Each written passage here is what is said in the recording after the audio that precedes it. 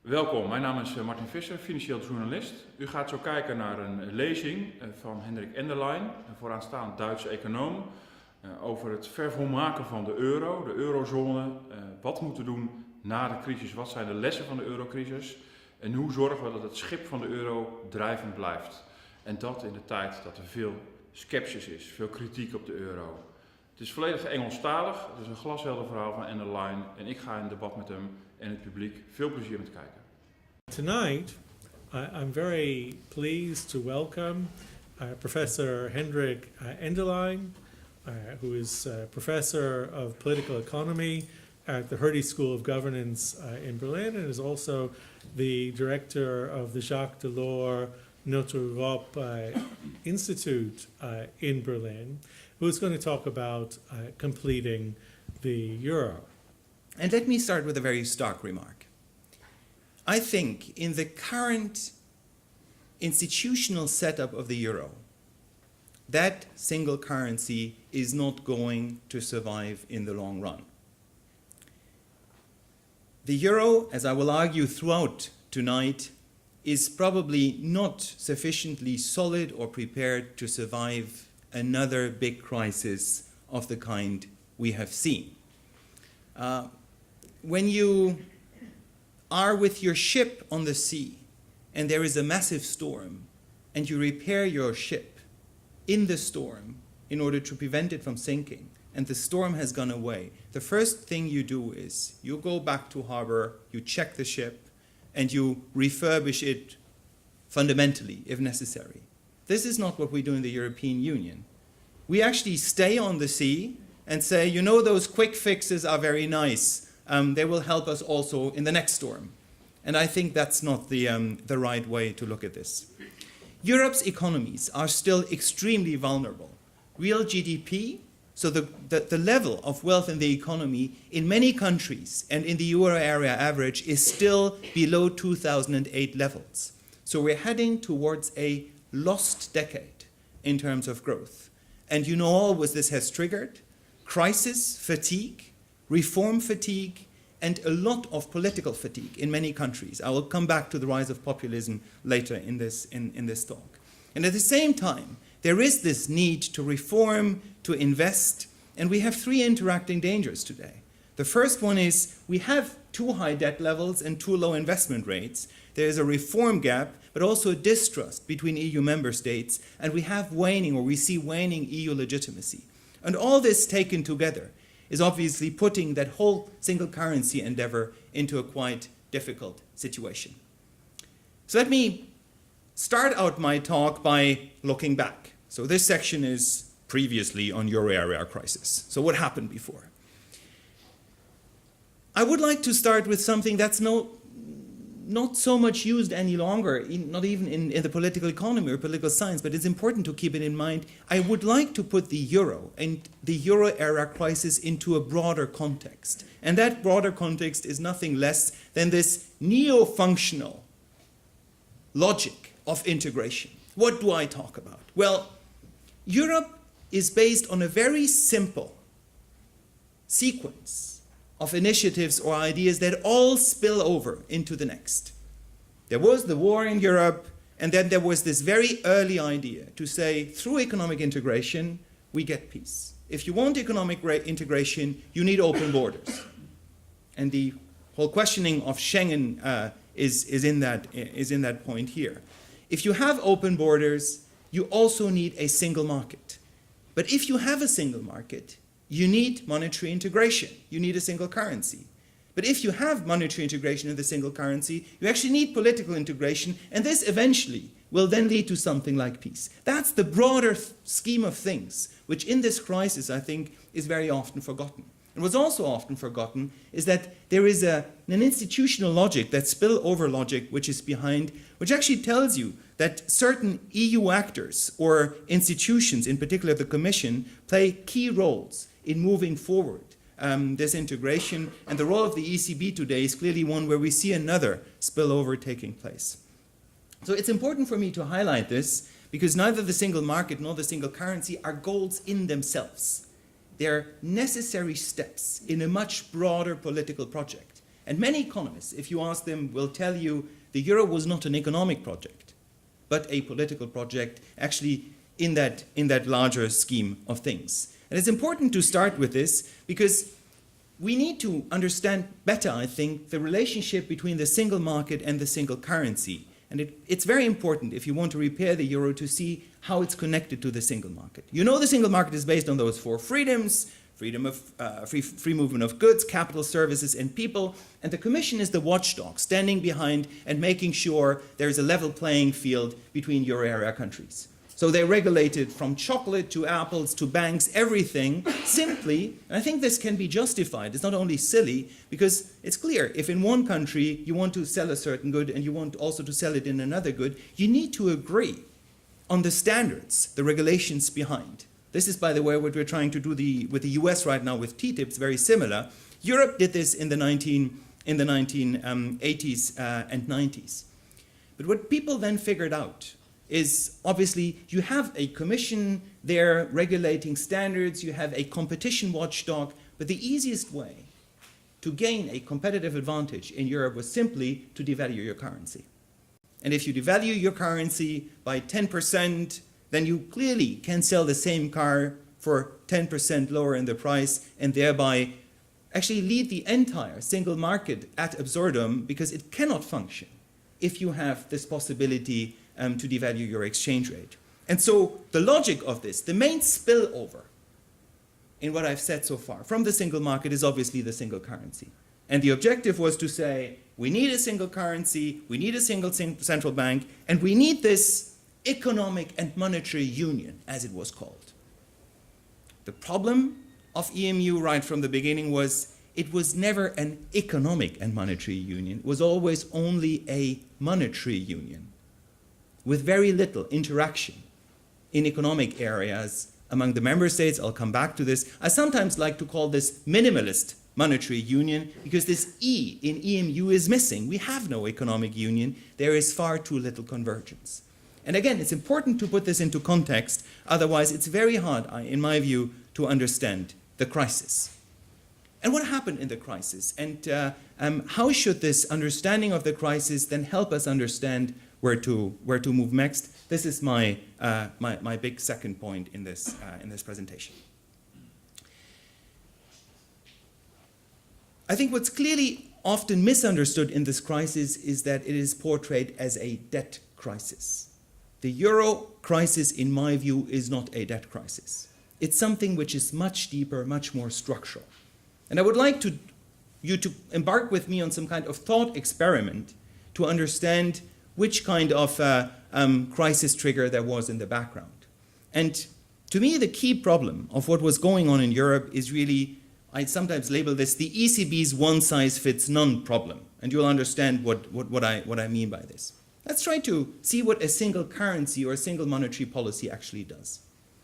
If we assume there are two areas, this room is not well designed for this. Otherwise, I could say, we have the right-hand side of the room seen from me and we have the left side of the room seen from me.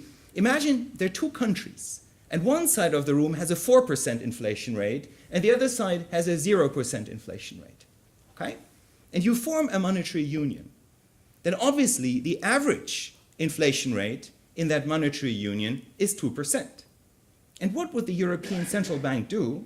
It would assume that both sides in this room have a 2% inflation rate. And it would set the interest rate, for those of you who know the economics a little bit, it would set the interest rate in a way that actually helps an economy that has this 2% inflation rate. The problem is, in the euro area, and that was actually the case, as you will see in a few minutes, one area had 4% inflation, the other had 0% inflation. So the ECB did the right monetary policy for a country that did not exist.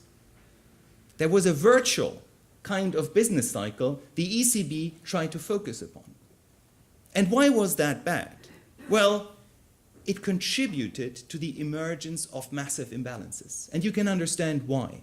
If I have one area, let's call that high inflation part of the room here, Ireland and Spain in the 2000s. What went on? Those countries went into a bubble. Inflation rates started to rise. asset prices, real estate started to shoot up. Unemployment went down in Spain. Unemployment went down in Italy. The governments got high surpluses. They didn't go into debt. Spain and Ireland never broke the rules of the Stability and Growth Pact. They did exactly what was required. They performed extremely well in the euro area. And on the other side, very often forgotten today, there was Germany. And Germany didn't have any growth. One of the highest, or the highest unemployment rate in Europe, went into deficits. Germany at that time was called the sick man of Europe.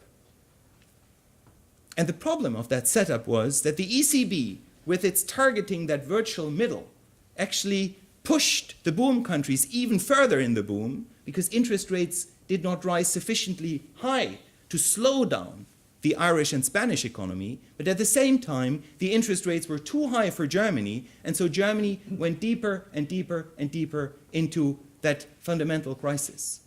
And obviously, therefore, the two parts of the euro area, instead of moving together and creating a single economic space, moved apart.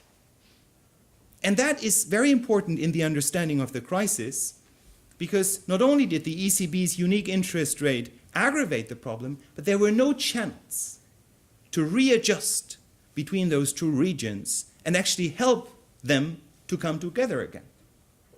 How could that work? Don't we have the same setup in the US? Michigan is not growing, Texas is growing. How do the Americans deal with that?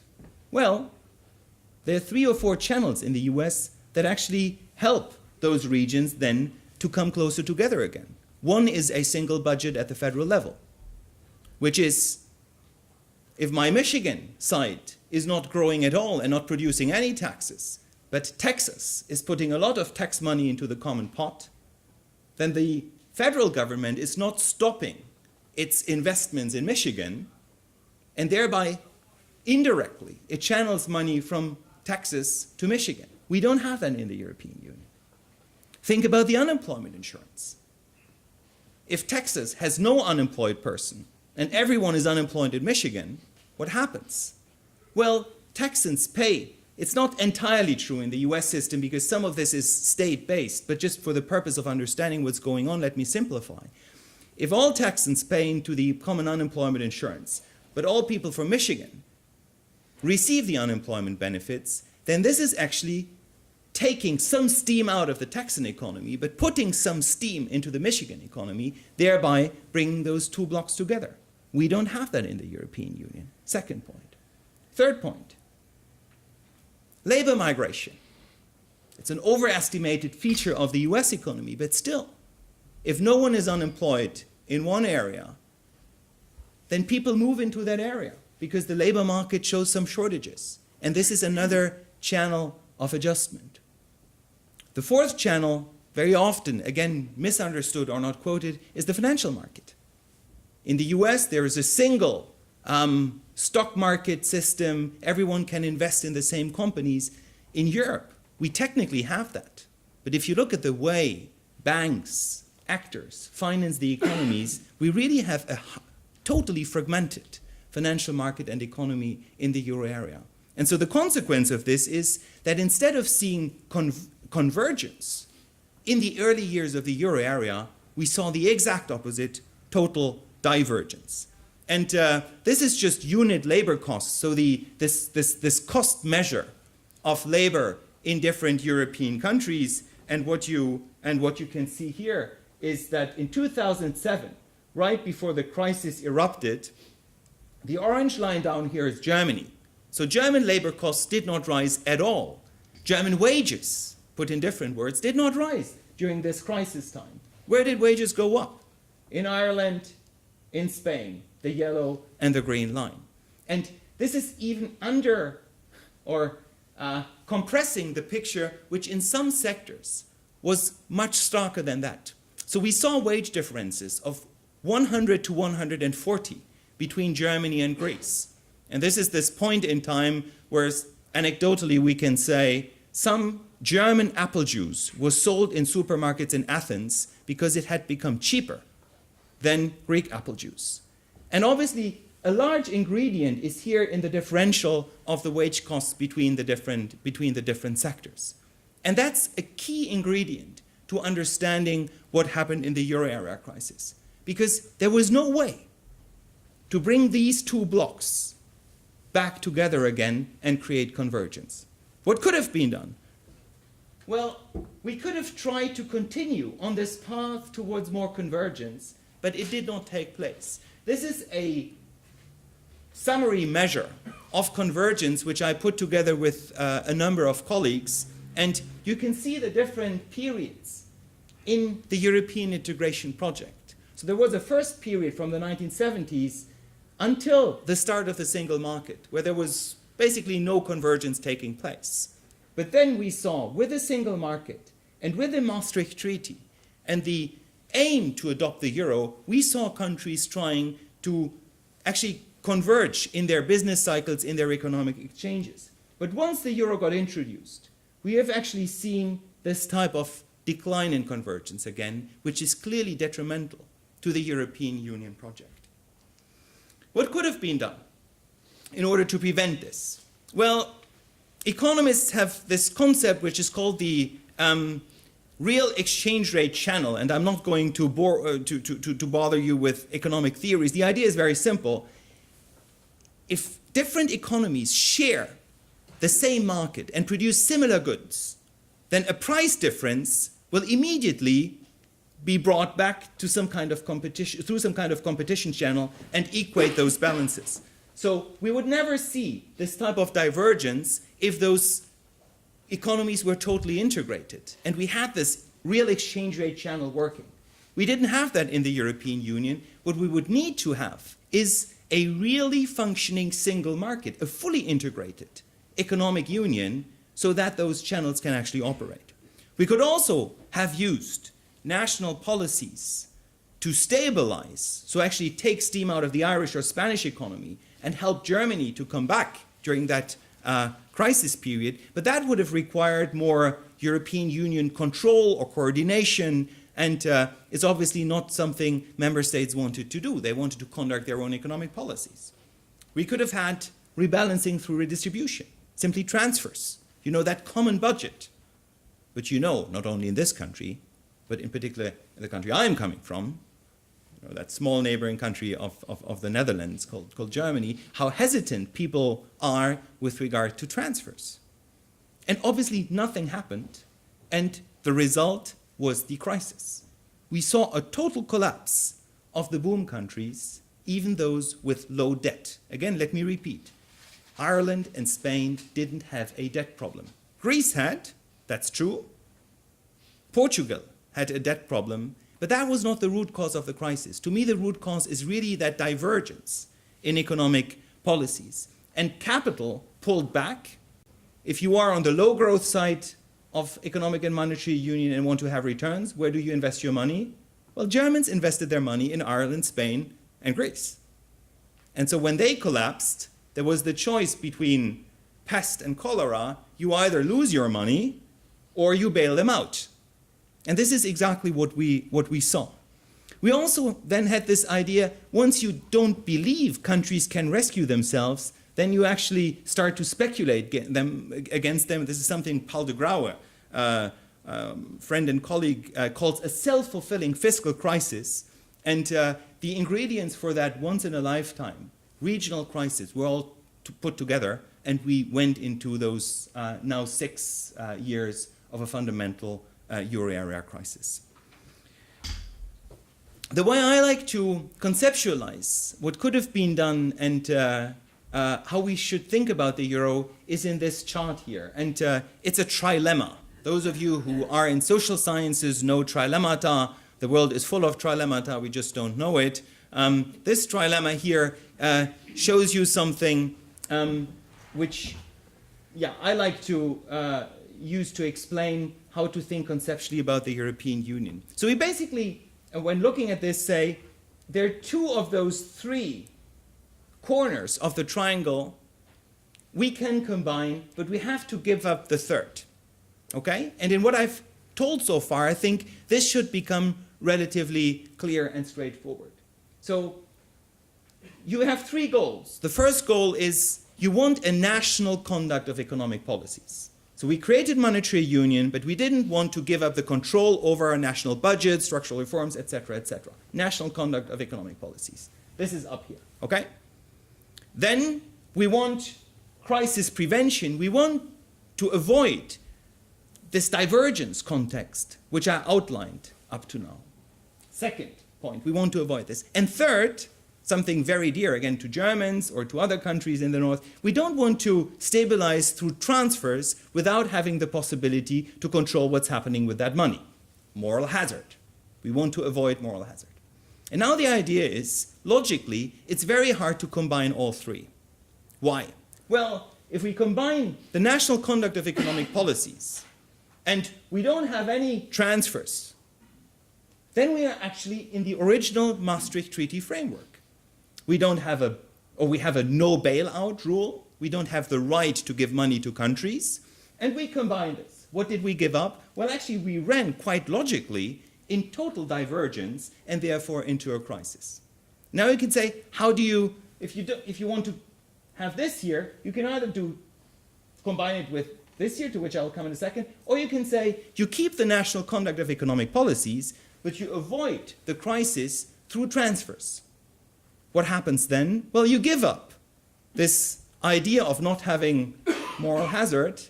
You give money away for free and you run into something we in Germany call the transfer union. If you want to insult someone in Germany, you tell them, you want the transfer union. You know, this is really some of the worst things you can say in Germany. And the logic is quite clear. This is something the crisis countries wanted from Germany. Say, you know, agree to Eurobonds, just give your money away and don't bother us with any kind of control. Moral hazard down here. The third option is to say, well, you can combine those two, but then you give up the national conduct of economic policies. And this is what we've done with Greece. We give them money, but in order to avoid the moral hazard problem, we tell them, but then we dictate how you should run your economic policies. And this is, if it's nicely formulated, it's called federalism. There are all kinds of other names for this. Ask Yanis Varoufakis. But clearly, a federation works that way. And this is how the US works to some extent, which is you have a grant-giving function of the federal government. You have that taxing and unemployment function. But that actually doesn't give the states in the US full autonomy in the conduct of their economic policies, because a lot is done at the level of the federation. As you might know or might not know, the share of the European Union budget is extremely small. It's 1% of EU GDP. It's economically inexistent. And so we don't have that setup in the European Union. And the question is now, can we fix this? I think we can. And I think we need, not only for my health, because if we don't fix it, the euro is going to die. But I really think there are ways to fix this. And there are various ways to look at how to fix this. This is what the ECB thinks about this. And I like to show this graph, which is a graph from the ECB, to show to you that some institutions in the European Union context like to dream and think there will be the next spillover. So this is a chart from the ECB produced after the 4 Presidents report, the first report published in the December of 2012 about how to finalize economic and monetary union. And the ECB said, you know, it's very simple. We have EMU, and so EMU basically leads to financial union, fiscal union, economic union, and political union, right? That's basically unions everywhere, and that's federalism. And I like the way the ECB puts this, saying it addresses structural problems in a comprehensive manner. Yes, you can argue this is comprehensive, right? And it reinforces the irrevocability or irreversibility of the euro. Obviously, that's almost the maximum solution. If you get all of this, then you're very happy. The question is, can we get all of this? And you know from your debates here and elsewhere, many people have serious doubts that we can move to something like a political union, fiscal union, economic union, financial union type of framework. And the reasons are known to everyone. Can political integration be successful in Europe? We don't have a common national identity. there is no common culture. Or is there? Sometimes when you are abroad in Asia, in other areas, you think there is. And the question is whether EU populations are ready for something like permanent transfers, a large common budget, more transfers of sovereignty to the EU level, competition across countries. A very famous intellectual historian from Oxford, Timothy Garton Ash, wrote in 2000 the following sentence: "It is precisely the forced march to unity across the bridge too far of monetary union that is threatening the very achievement it is supposed to complete." It's a very elegant way of saying the spillover logic should have stopped before monetary union. And monetary union, because it implies all this, is not going to be successful. And what we have to ask or to show is that argument right? If you put it into stark terms, this is how the lack of political integration looks in Europe. On the upper left, you see a picture from Bild Zeitung, the German populist newspaper, basically telling the Greeks, well, sell your islands, you bankrupt Greeks. And by the way, sell also the Acropolis.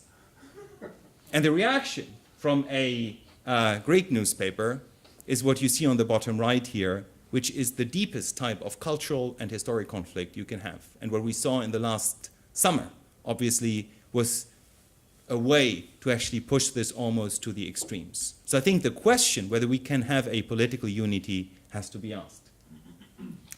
My answer to this is I think we need to think outside the box and move away from some kind of gut reaction, which is to say, you know, we go towards federalism or we go towards a European superstate. I even think, as a pro-European, deeply convinced pro-European, that the idea of the United States of Europe, which many put forward, I don't think that's very helpful. And I'll tell you why. It's a concept behind which no one understands what actually is meant by it, and whether this implies we would have only a single football or soccer team, or an anthem, or would this just be a nation state replicated at the European Union level? I don't think that's necessary and needed. What I like to say is we need as much additional integration as necessary to stabilize the euro, but as little as possible. We need to keep that idea of subsidiarity in mind. And as you will see, I'm still quite far-reaching in terms of what I think is needed, but we don't need that European superstate at the European level. The solution in conceptual terms is clearly we need some additional risk sharing in the euro area, but we also need some additional sovereignty sharing. And one way to conceptualize is this through this concept of federalism by exception, which is based on the idea that in normal times, you preserve national sovereignty and have very little risk sharing, but in crisis times, there clearly is a stronger role of Europe and the federation becomes stronger. And this is what we've seen in the euro area crisis, and I think we now see it in the refugee crisis. It's a clear request by Chancellor Merkel saying this is a crisis which cannot be dealt with at the national level, so we need the European level. And so the way to solve this trilemma is to say we need a little bit of all those three. You know, it's a very simple way of putting this in order to have this kind of federalism by exception. How to do it? And here are some specific proposals. I can imagine some of you sit there and say that's all very nice, but what exactly do you want to do? Here are building blocks for EMU reform. I think we need certain elements to prevent crisis, and we need certain elements to improve our response to crisis. What we need in order to prevent crisis is we need more convergence. We need to strengthen that real exchange rate channel I referred to earlier on, so the trading between euro area countries. We need some kind of cyclical stabilization, so something which is close to a European unemployment insurance. I'll come back to this in a second. And we also need to enhance our ways to respond to certain crises by transforming the European Stability Mechanism, the ESM, into a ESM Plus or a true European Monetary Fund, an EMF. I'll come back to this. And we need to complete banking union. So let me briefly walk through those proposals and then come to my conclusion. Proposal 1. I think we need to do more for convergence. Now, I will be quick here. Convergence, as I mentioned, is necessary, but we have done extremely little at the European level to allow our economies to converge. We need to focus much more on inflation differentials. We need to focus more on the external balance and also on unit labor cost. There's a long economic debate behind whether Germany should also adjust upwards by increasing wages and stopping its export orientation. I think we can come back to this in the Q&A if you want, but that's the first point. The real institutional proposal, number one, is completing the single market. Markets in the euro area are not sufficiently integrated, whatever you read and whatever they tell you about this. Monetary integration did not trigger an automatic deepening of economic integration. If you look at the market for services, the biggest markets we have, 70% of production in the European Union are services. Only 20% of the service sector is cross-border. So we have basically 18, 19, or 28 at the European level nation states that are insulated, and they need to do much more in order to connect. What is needed for this? Well, certain things which are politically quite sensitive. We need to make labor mobility something that's easy. Can you take your pension from one country to the other? In fact, today you can. But it's extremely difficult. It's almost impossible to get recognized, etc. I see some students in the room. When you are an Erasmus student and you want to open a bank account in a different country than your home country, you run into tons of difficulties. It's not easy to migrate in the European Union. Professional qualifications are recognized almost nowhere in the way they should be recognized. Legally, it's the case that you can exercise in the other country, but de facto, they prevent you from becoming a dentist with a Spanish degree in Germany or from becoming a notary with a law degree from the Netherlands in France. It's impossible. And this actually really slows down the level of integration we need. And I think this nexus between the proper functioning of the single market and the proper functioning of the euro is one of the most overlooked areas for reform where we really have to move forward. The point is the political costs are extremely high because all those areas where we like to protect our industries, especially in the services, are the ones which we would have to open up. And some of you might know the Bolkestein Directive, that attempt to free up services in the European Union. It was killed by almost every member state. And I think this is something that hurt the euro, even if the arguments why it was kicked down sometimes can be understood. Proposal number 2. I think we need some kind of cyclical adjustment across countries, and it can be done as an unemployment insurance. I don't like the idea of a common European unemployment insurance, which is very prominent here. Frank Vandenbroucke, who is at Axis, I think, is one of the key proponents of this, has extensively worked on that. I think it can be, you can do something very similar. You know, I go back to my Texas-Michigan example. What I would like to see in the European Union is a common fund where those countries that grow very quickly put some of their money in and others can take it out. And it's not a permanent transfer from the rich to the poor. It's actually a transfer from those overshooting to those underperforming. And quite paradoxically, Germany in such a system would have received money from Spain and Ireland in the 2000s and would have put money back into Spain and Ireland now. And it might sound counterintuitive, but this is exactly what we would have needed.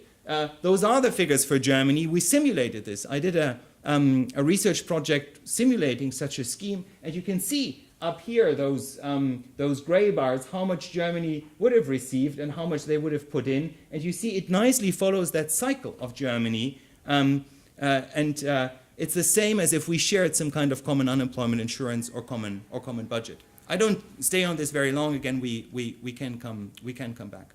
This obviously raises the question whether we should deal with structural divergences in the euro area and how this should be done. I don't think, when you talk about structural divergence, we talk about standards of living. And obviously there's a big difference in standards of living between Bulgaria and Germany, or even between southern Italy and northern Italy. And the question is, how do you deal with this, or whether you need to deal with this in the euro area context?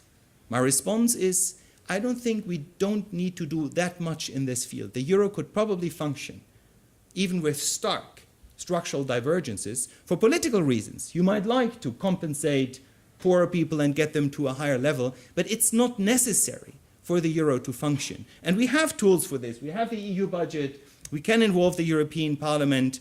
But generally, this is so hotly contested and so costly that I think we don't need to focus on this. And when I give this kind of presentation in Germany, and probably something very similar is true for the Netherlands, I try to insist that giving money to Greece or Italy or Spain today doesn't necessarily have to be a one-way street which from there on will become a permanent transfer mechanism.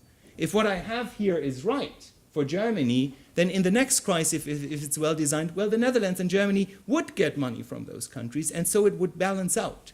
The German net balance would be zero, and that's something very different than something we know sometimes from our own countries, where the rich regions permanently subsidize the poor.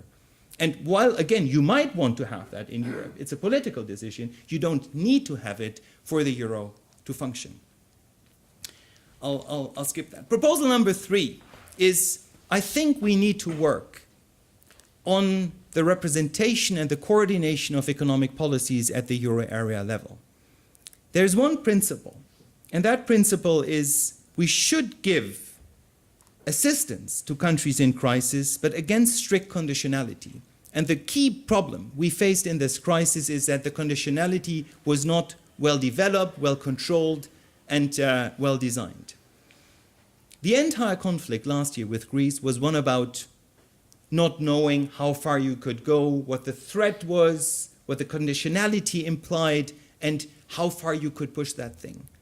And the most striking moment, I think, was that last night in July, when the final hours of the negotiations took place. Who was negotiating with whom? It was Angela Merkel negotiating with Alexis Tsipras. And that should not happen in the European Union. There should be a European person sitting at the table and looking at Angela and looking at Alexis and saying, you have your legitimate interest, you have your legitimate interest, but I'm the European Union. And if you don't get together, then the entire European Union will suffer. So we need that honest broker at the table, and we don't have it. And this is why I think we need to redesign this entire concept of the European Stability Mechanism, the ESM, and we need a European finance minister. And that European finance minister should be the one sitting at that table, that face of the Troika, should report to the Commission, should report to the Eurogroup, and should be in charge of policy coordination and be that face of the Troika.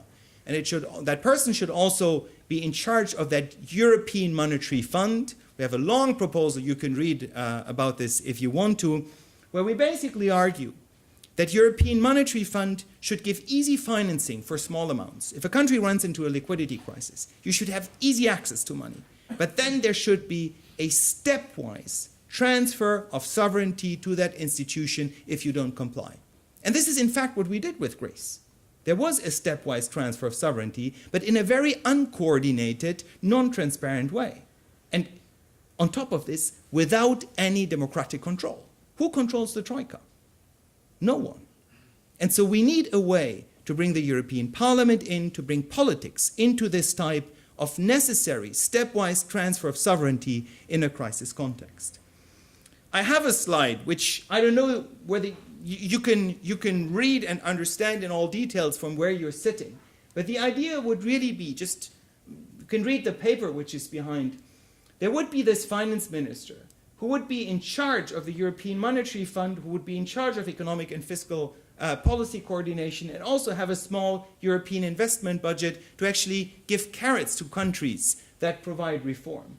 And that person would be, like Federica Mogherini, the High Representative in foreign policy, would be a double hat person, both connected to the Commission, but also connected to the Eurogroup and thereby the European Council. But most importantly, that person would be, and that's something the pro-Europeans don't like very much, would be under double control through a joint committee of national parliaments and the European Parliament. Why is that so important? I think Greece would have had much smaller concerns if they had had the impression that there was some legitimate input towards the requirements of the Troika and the MOUs and that would have been done through some kind of joint committee here. If it's only the European Parliament controlling, that's not sufficient. You take away a lot of autonomy from the nation states if you ask them to give up that crown right of budgetary policy making, and therefore you need some kind of national parliament involvement. I'll skip this slide and come to my last core proposal, which is we obviously need to finalize banking union. And banking union implies that the risks we share in the euro area are indeed shared risks. My biggest concern in the next crisis is the following. If you fear a country can leave the euro area, then what you will do is put your money into a German bank account. I was so afraid of Greece leaving because I thought it's not Greece. I mean, it would have been a disaster for Greece.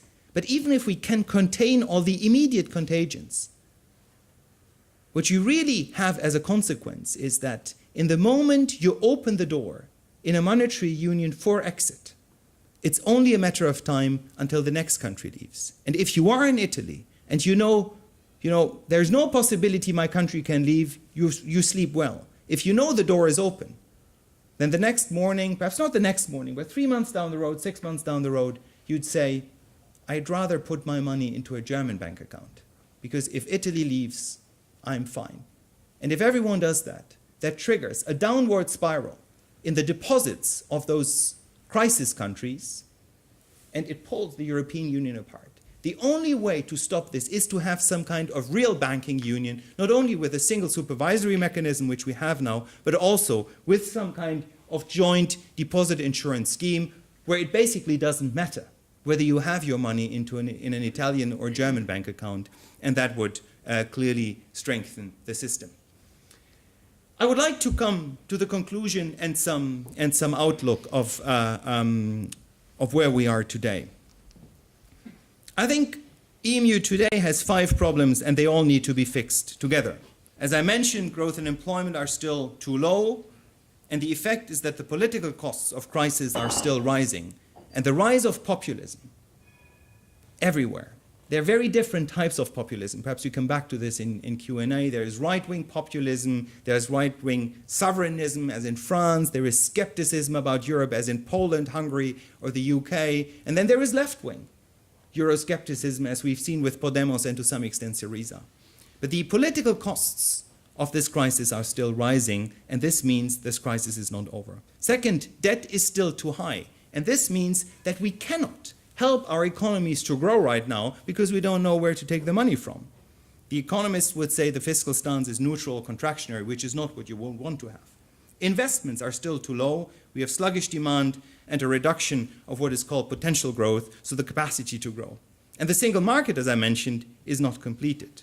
Finally, EMU, in the current setup, as I started out with, is clearly not sustainable. We have divergences, fragmentation, and still that moral hazard problem. What we need is now a political process to actually kickstart some of the ideas I've just outlined. And if I want to put everything I said into simple words, it's really, we need to sit down together at the level of governments and think about how much do we need in terms of further integration to make this euro stable for the next storm? And can we actually push this through politically? This is what you would want to do. As much as necessary, but as little as possible. The problem is that we don't have this type of discussion taking place right now. Commission President Juncker is one of the very few who actually started or wanted to start this process by saying in this 5 presidents report, we need a process to sit together and talk. But this report is now already in the trash bins in Paris and Berlin, some other capitals as well, and I'm very afraid the discussion, which I've tried to outline here, is not going to take place. We face a time inconsistency problems. Member states are not motivated. We have a Brexit referendum still this year, probably in June or July. Then we have French elections in May. We have German elections in September. And there's no way we can start discussions until early 2018. So we need probably to use this time somehow. We're not going to do this. And therefore, we would probably now have to wait for that second phase, which is a change of the treaty to complete EMU, which is required to implement risk sharing and sovereignty sharing, but this now should tell you how difficult or the situation is in which we are right now. If during that time period, where we haven't stabilized our ship, the next storm is going to come, then we have a real problem. And I'm really not sure the euro can survive such a next storm if it were to come in the next years. Conclusions? The right conclusion in any debate on the European Union is always the last words of Jean Monnet's autobiography. Jean Monnet, that grandfather of European integration, ends his biography by saying, "Il faut continuer, continuer, continuer." So we have to continue, continue, continue. That's sometimes called the bicycle theory of European integration, which is if you stop pedaling, then you will fall. The problem is that even on a bicycle, you need to know in which direction you want to go, and this is something Jean Monnet didn't really talk about. And I would like to leave you with that quote by Timothy Garton Ash again, who says, "Many Europeans are convinced that if we do not go forward toward unification, we must necessarily go backward. This view is expressed in the so-called bicycle theory of European integration. If you stop pedaling, the bicycle will fall over. Actually, as anyone who rides a bicycle knows, all you have to do is put one foot back on the ground, and anyway, Europe is not a bicycle." That's true, but then you will never reach your goal. Thank you.